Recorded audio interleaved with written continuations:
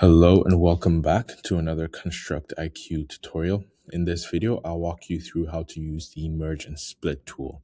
If you're unfamiliar, what these tools are meant for is for your PDF management.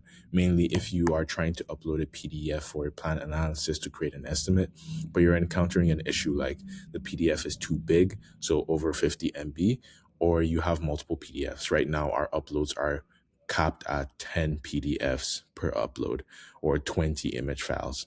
But we do have some tools in the system here to help you manage those. So in the case that you have too many documents or you have one document that's really big, you will want to use our PDF tools, and I'll show you how to do that.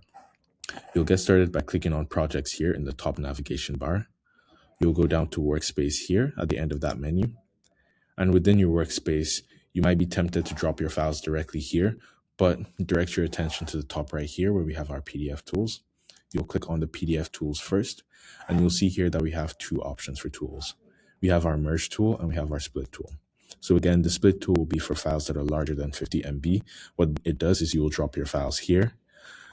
You'll click split here and it'll split those files or that large file into smaller parts. So each part being under 50 MB. For example, if we had a file that was 120 MB, it'll split it into 3 files, 2 for 50 and 1 for 20, more than likely.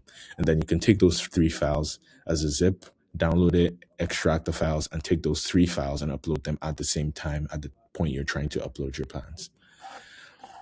Vice versa, if you have multiple files that you need to merge into one because you have too many, let's say you have an architectural, different sets, electrical, all that, you'll take those files, all of them, upload them directly here, and then you'll click on the merge to merge those files into one document.